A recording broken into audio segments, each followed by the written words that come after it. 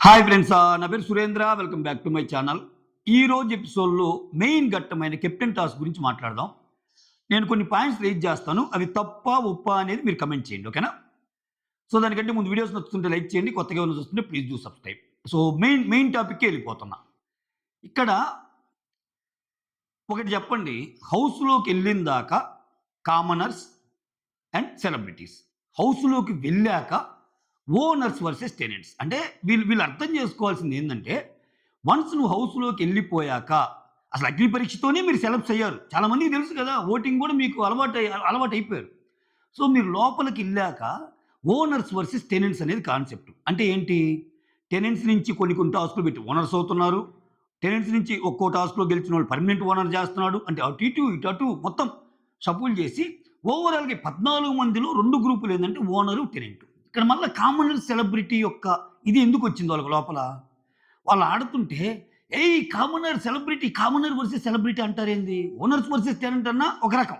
ఇక్కడ ఇంకొకటి నాకు ఒకటి అర్థం కాని పాయింట్ ఏంటంటే, భరణి విషయంలో వీళ్ళు ఇష్టం వచ్చినట్టు అన్వయించుకుంటున్నారు. అది ఎట్లా కరెక్ట్ అంట. నేను కొన్ని పాయింట్స్ రైజ్ చేస్తాను. ఇప్పుడేంటి, భరణి ట్రూ కలర్స్ అర్థమవుతున్నాయి, భరణి వచ్చి సపోర్ట్ చేయటం లేదు. ఇప్పుడేంటి, నలుగురిని సెలెక్ట్ చేస్తారబ్బా. ఓకే, నలుగురు సెలెక్ట్ చేయటంలో ఎవరెవరు నలుగురు, భరణి, మనీష్ అండ్ డిమాన్ పవన్. ఓకే, వీళ్ళ టీం నుంచి ముగ్గురు, ఆ టీం నుంచి ఇమానిల్ ఒకడు.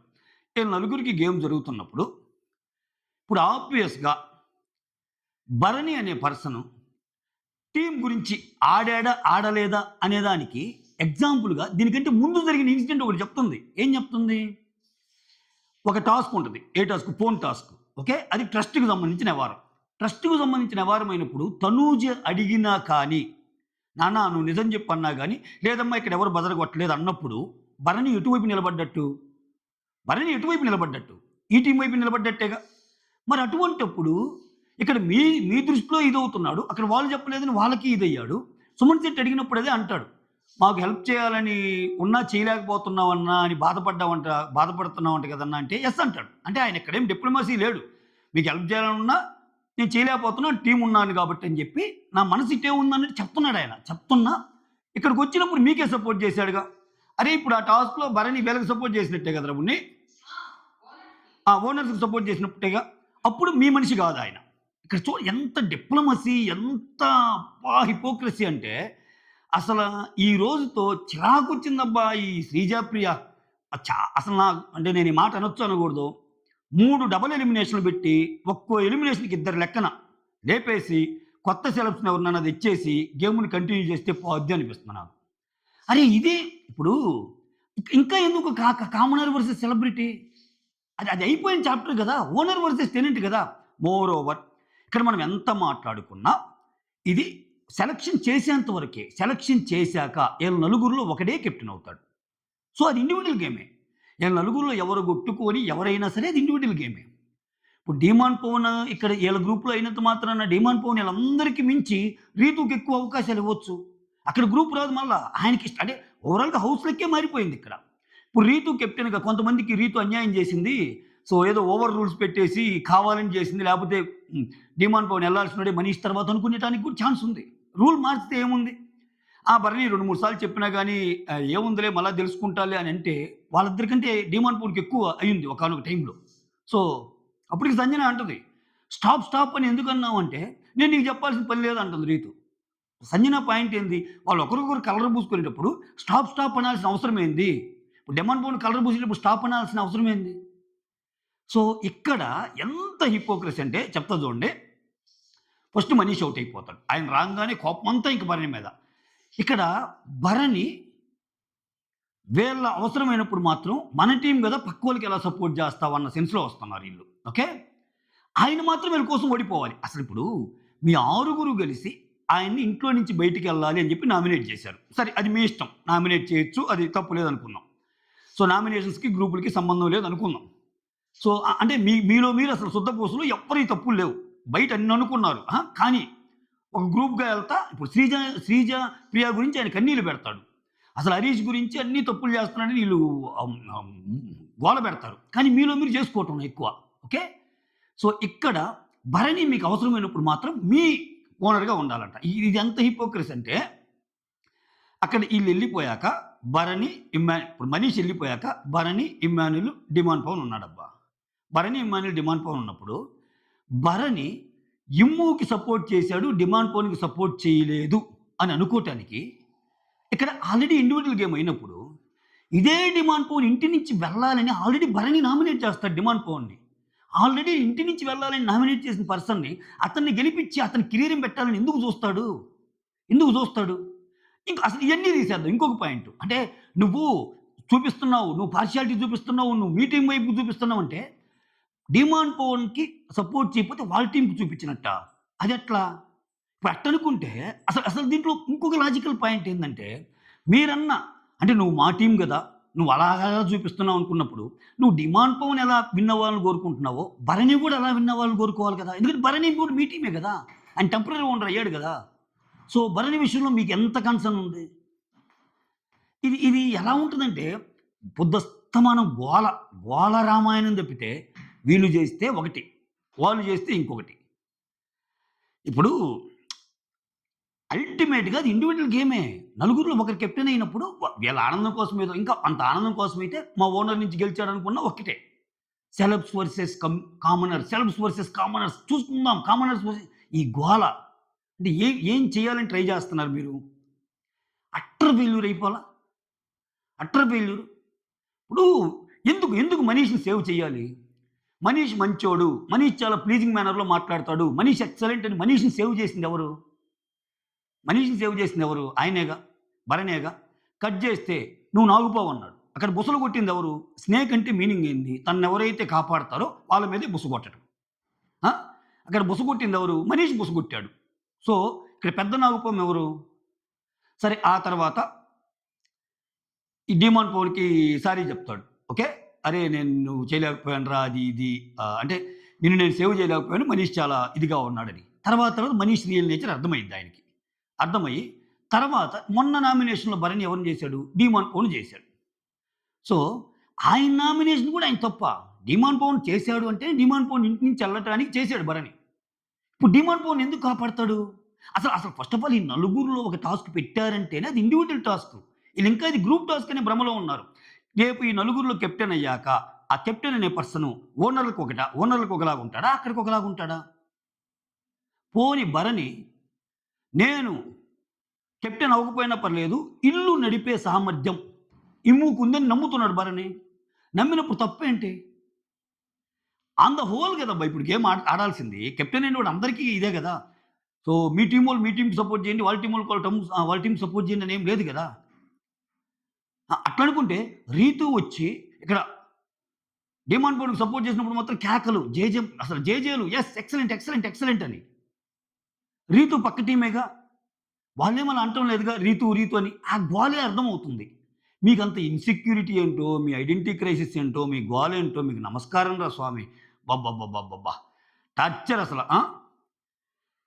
సో, నేనదే నా కెప్టెన్ అనాలిసిస్ చేసినప్పుడు గూడా మనీష్ అవ్వొచ్చని చెప్తా. ఒక మాట అంటా నేను. ఇది జరగదనుకున్నాను. ఎందుకంటే 'బిగ్ బాస్' కొంచెం భిన్నంగానే ఎళ్తాడు. మనకి లైవ్‌లో చాలా సార్లు కావాలంటే నా వీడియో చూడండి ఎనక్కెళ్ళి.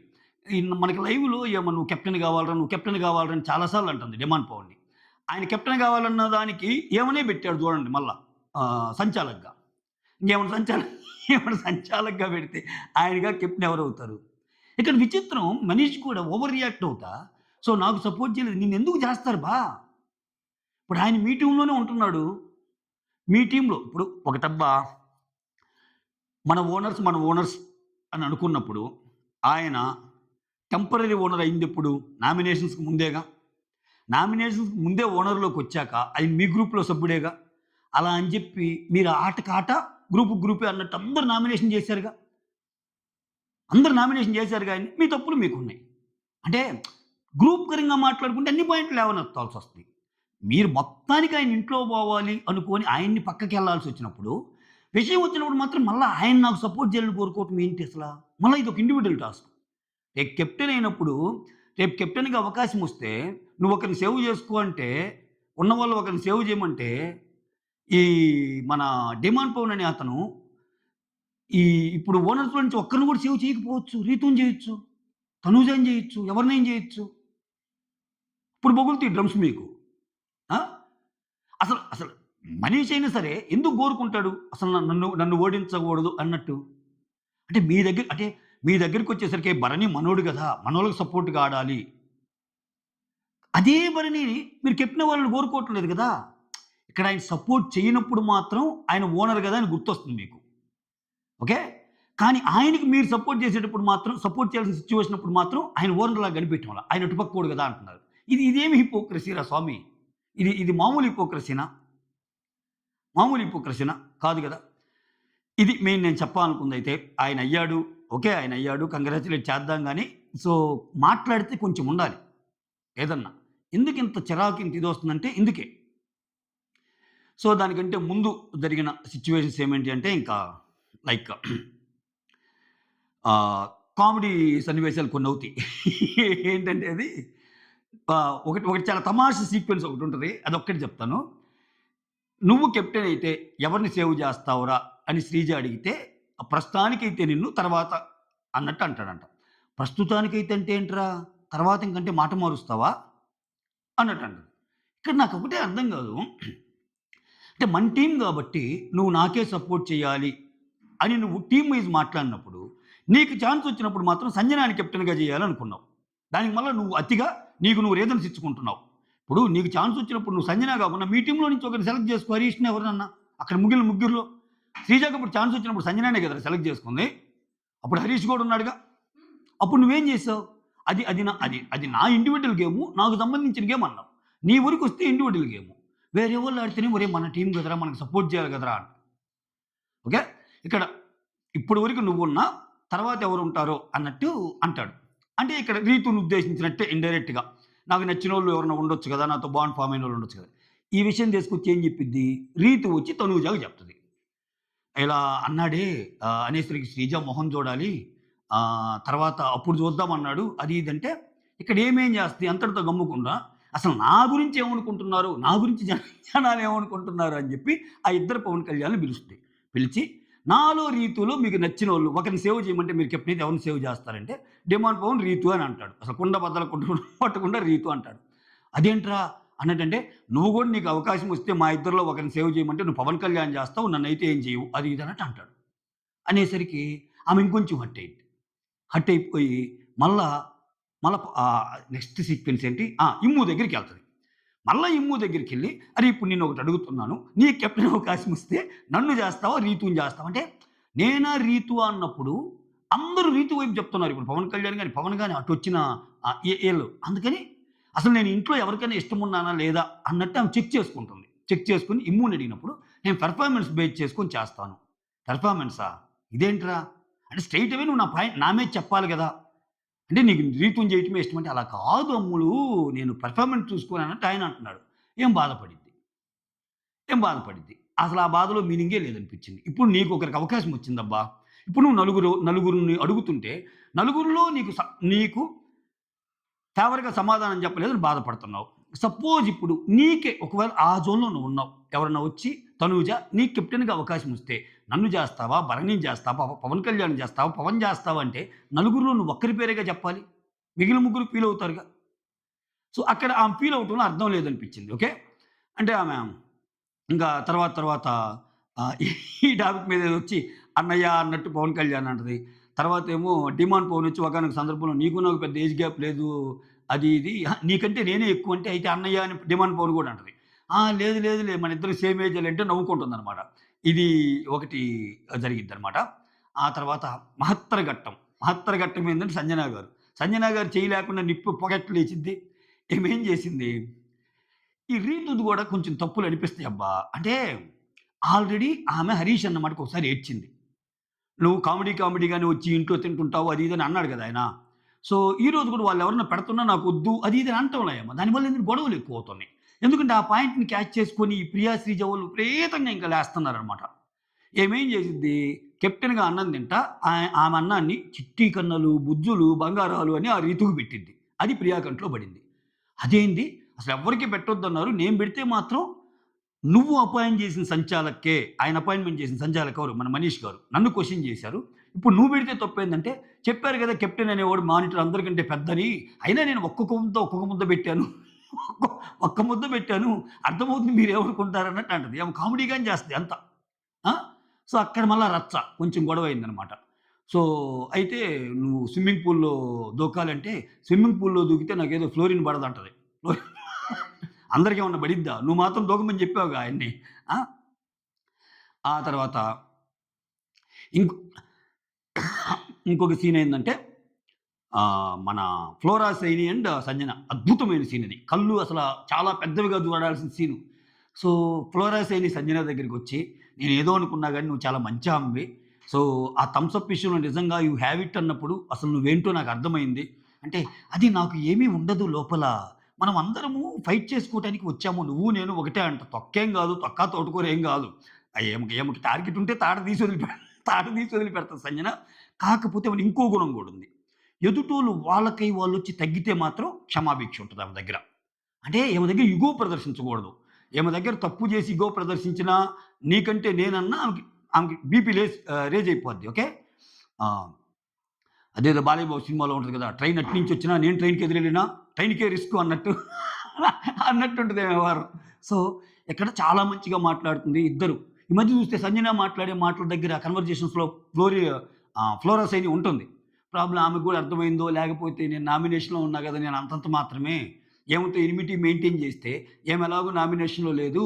ఈమె ఫ్యాన్స్ అందరూ నాకు దంచారనుకో ఎగనెస్ట్‌గా నేనేడబోతానో అని ఆ స్కెచ్ చేసిందో, ఇయన్నీ ఉంటాయండోయ్ కంటెస్టెంట్స్‌లో ఇయన్నీ బయటికి గనపడవు.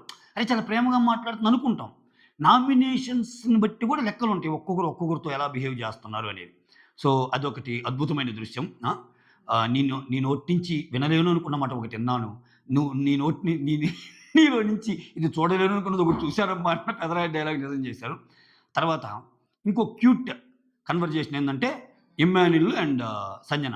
సంజన వచ్చి ఏం చెప్తుందంటే, "ఒరేయ్! నేను ఏమి మనసులో పెట్టుకోనురా. అంటే ఏ అసలా నేను 1000 మంది ముందైనా సరే, 1000 మంది నాకు ఎదురొచ్చినా సరే, నేను ఒక్కరినున్నా నేను అది కరెక్ట్. నాది కరెక్ట్ ఎదుటోడి తప్పు అని నేను నమ్మానంటే 1000 మందితో అయినా నేను ఆర్గ్యూ చేస్తారా" అనింది. ఇమ్ము అంతా ఇన్నాక అంటే అది ఓకే అమ్మా. నువ్వు నీది కరెక్ట్ అయినా ఆర్గ్యూ చేస్తా అన్నావు. నీది తప్పైనా గాని ఆర్గ్యూ చేస్తావు కదమ్మా అన్నాడు. ఒరేయ్! ఒరేయ్! అదేమి లేదురా. ఒరేయ్! ఒరేయ్! అదేమి లేదురా. నేను తప్పంటే ఒప్పుకుంటానురా. నేను కరెక్ట్ అంటేనే ఆర్గ్యూ చేస్తాను. నాకైతే నమస్కారం స్వామి. నిజంగా ఆమె తప్పైనా గాని ఆర్గ్యూ చేస్తది. ఇమ్ము చెప్పింది కరెక్టే అక్కడ. ఇదొకటి జరిగింది. సో, ఈరోజు రీతూని చాలా బాగా మెచ్చుకున్నారు కామనర్స్ అందరూ. ఎందుకని? డిమాండ్ పవన్ ఒకరిని కెప్టెన్ చేశారని. ఆ! ఎక్సలెంట్, వెల్ సంచాలక్ అది ఇదని ఇట్లా అంటున్నారు అందరూ. ఇదేమి గోలో నాకర్థం కావట్ల. ఇదొకటి. ఇంకొక అత్యంత బృహత్తరమైన ఘట్టమేందంటే సంజనాని పిలిచి ఈ ఉన్న వాళ్ళలో ముగ్గురు కెప్టెన్సీ కంటెండర్‌ని సెలెక్ట్ చేసుకోండి అని అన్నప్పుడు ఓకే. ముగ్గురు కెప్టెన్సీ కంటెండర్‌ని సెలెక్ట్ చేసుకోండి అన్నప్పుడు ఒక్కొక్కరిని పక్కన పెడతది కదా! ఆ చెప్పే మాటలు. అది గ్రూప్ డిస్కషను. ఈ గ్రూప్ డిస్కషన్ మొత్తాన్ని విని, ఆ పాయింట్స్ అన్నీ కన్సాలిడేట్ చేసుకొని, సంజన గారొచ్చి ఒపీనియన్ చెప్పి ముగ్గురిని సెలెక్ట్ చేయాలి. ఏమైంది వాళ్ళందరి మాటలు చెప్పి, మసాలా కొంచెం జోడిస్తుందిక్కడ. ఈమెకు నచ్చిన మాటలు, నచ్చని మాటలు. అమ్మమ్మమ్మ! మేమెక్కడన్నామమ్మా అయన్నీని వాళ్ళలో పోనివ్వమంటున్నారు. ఫస్ట్ ఈమె తెలివిగా ఏం చేసింది, ఇక్కడ కూడా భలే గేమ్ ఆడింది. శ్రీజ ఉండటం నాకిష్టమని చెప్పిందక్కడ. శ్రీజ రాంగానే అసలు నువ్వు నన్నెందుకు సెలెక్ట్ చేయలేదు? అసలు నువ్వే కారణం అనుకుంటున్నావు అంటే, అరే నేను నిన్ను సెలెక్ట్ చేద్దామన్నానురా! వాళ్ళు ఒప్పుకోలేదురా అని వాళ్ళ మీద నూకింది. ప్రియ అయితే మాత్రం చెప్పింది. ప్రియ నిన్నెందుకు సెలెక్ట్ చేయలేదంటే, ఒక మానిటర్‌గానే నిన్ను భరించటం కష్టం. అటువంటిది నువ్వు కెప్టెన్ అయితే అసలు అత్యద్భుతంగా ఉంటది. సో, అసలు మేము పానిక్ అయిపోయాం సిట్యుయేషన్ చూసి నువ్వెలా చేస్తావో ఏమో ఏమో పానిక్ అయిందంట. అందరిని పానిక్‌లో పెట్టి ఏం పానిక్ అయి ఏమో పానిక్ అయిపోయి అది కూడా మాట్లాడేటప్పుడు, "అది కాదు ప్రియా ఇట్లా" అది ఇదని. నెక్స్ట్ హరీష్‌ని పిలుస్తే, "హరీష్ నిన్నెందుకు చేయలేదంటే, సో ఇక్కడ ఆ ఔట్ హౌస్‌లో ఏదో అంటదబ్బా! నీకు మూడ్ స్వింగ్స్ ఉన్నాయి. నీ వల్ల ఔట్ హౌస్‌లో ఉండేవాళ్ళ పరిస్థితి ఎలా ఉంటదో ఆ! ఇబ్బంది పడతారంటే" మాట్లాడితే, "మేము ఈయన్నెక్కడన్నామని తనూజ వస్తుంది. ఈ మధ్య నాతో ఆయన బాగుంటున్నాడు. నువ్వు మళ్ళా" అందరిని పెట్టిద్దబ్బా! ఆ! "నువ్వే చెప్పాలి మూడ్ స్వింగ్స్ గురించి" అని ఆయన హరీష్‌ని అంటాడు. ఓకే. ఇక్కడ మనీష్ పోనీ ఒకవేళ ఆ గ్రూప్‌లోనే ఈళ్ళకుందంటే మళ్ళా మనీష్‌ని సెలెక్ట్ చేయంగానే చూపిచ్చారు. ఇప్పుడు ఇక్కడ నేనిందాక ఫస్ట్ చెప్పిన ఉపోద్ఘాతంలో ఈ పాయింట్ గూడా వస్తే నేనది కోట్ చేయటం మర్చిపోయా. వాళ్ళొచ్చి భరణిని సెలెక్ట్ చేయంగానే కెప్టెన్సీ కంటెండర్‌గా వాళ్ళు వాళ్ళ కోపం గాని, వాళ్ళ ఆవేశం గాని చూసారా? ఏమన్నారు? ఫేవరిటిజం. అంటే ఇక్కడ వాళ్ళు ఏ పాయింట్ మీద మాట్లాడుతున్నారో అదే పాయింట్‌ని విస్మరిస్తున్నారు. నువ్వు మనోడివై ఉండి వాళ్ళకెలా సపోర్ట్ చేస్తావు అన్నప్పుడు డిమాండ్ పవన్ విషయం వచ్చినప్పుడు భరణి మనోడు అంటున్నారు. వాళ్ళు ఇతన్ని సెలెక్ట్ చేసినప్పుడు భరణి మీవోడే గదా! టెంపరరీ ఓనర్ మీవోడే గదా! నువ్వెలా సెలెక్ట్ చేసుకున్నావు ఫేవరిటిజం అంటే, ఇంకా భరణి అటోడే అని మీరు నమ్ముతున్నారుగా. ఇంకా భరణి అటోడే అని మీరు నమ్మినప్పుడు, భరణి అటోడన్నప్పుడు భరణికి ప్రేమ అటే ఉంటది. మీ వైపు ఎందుకుంటది? అది. అంటే నేను సరిగ్గా మీకు అర్థమయ్యేటట్టు చెప్తున్నానో లేదో నాకు అర్థం కావట్లా. భరణిని సపోర్ట్ చేయటానికి మీరు ఇష్టపడినప్పుడు, భరణి కెప్టెన్ కంటెండర్‌గా పనికిరాడు. నువ్వసలు భరణిని ఎందుకు చేసావో తెలుసు ఫేవరిటిజం అన్నప్పుడు, భరణి కూడా మీ గ్రూప్‌లో మెంబరే గదబ్బా! ఓనర్ అయ్యాడు గదా! ఇప్పుడు మీరు మాట్లాడుతుందేంది? మన మన గ్రూప్‌లో ఉండి వాళ్ళకెలా సపోర్ట్ చేస్తాడు భరణి అన్నప్పుడు, ఆయన సెలెక్ట్ చేసింది కూడా మీ గ్రూప్ అతన్నే గదా! అంటే మీకు అవసరమైనప్పుడు మీ గ్రూపు, మీకు అవసరం లేనప్పుడు వేరే గ్రూపు. అరే ఏమిరా బాలరాజు ఇది! ఛ! 2 డబుల్ ఎలిమినేషన్‌లు 3 వారాలు, 3 రోజులు 6. ఆరుగురు ఎవరో మీకు తెలుసు. ట్రిపుల్ ఎలిమినేషన్ 2 వారాలు పెడితే ముగ్గురు. ఖతం. నమస్కారం. That's all. Thank you so much. Signing off me Surendra.